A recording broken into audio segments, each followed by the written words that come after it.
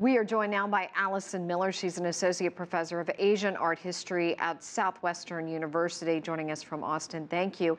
In a country where you have so many interesting archaeological finds, Allison, such as the Jinyang ancient city in Shanxi province and the Pre-Qin settlement sites along the Unning River Valley, tell us how significant the Terracotta warriors actually are. The Terracotta warriors are one of the most important discoveries in the history of Chinese archaeology. The scale and size of the figures, the more than 8,000 figures sculpted in naturalistic detail with brightly colored pigments in malachite, azurite, and cinnabar, and housed in underground wooden architectural structures, is unprecedented in the history of Chinese art, and is something that is extremely important in the history of Chinese archaeology. What do we know about the warriors who designed them, and what was their purpose? Well, the warriors were designed for the first emperor of Qin, who was enormously important in the history of China. The first emperor united all of China for the first time. Many people think that China has always been an empire, but in fact, it started for the first time in 221 BC. The pits were designed for the first emperor's tomb. The first emperor died suddenly, only 11 years after taking the throne.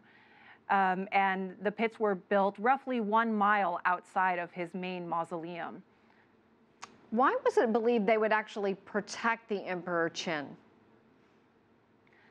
So the reason that the Terracotta warriors were created is actually up for debate. In ancient China, they believed that you should bury the dead as they lived in real life. And as a result, we find that burial was often a way that people expressed their status. And so the first emperor wanted to convey his identity to the empire. He built his tomb roughly 30 miles outside of his capital city, near the entrance into the capital city from the eastern regions. And he moved 80,000 families there, as well as 200,000 laborers there, all to build this site and to live near the site. And as a result, it was actually quite a spectacle at that time, during the time that it was being produced. He started the project from the moment he took the throne. And so it was in production for that entire time. And we know that the founder of the Han, his name is Liu Bang, actually brought convicts up from southern China to work on the first emperor's tomb. And so it was actually rather well known during the time that it was produced. It's really, really fascinating just to look at it. It's just overwhelming. But is there any way we can put a monetary value on them? I know that, they've been estimated at over $4 million a piece, but how do you put a value on something like this? Exactly. You cannot put a monetary value on something like the Terracotta warriors.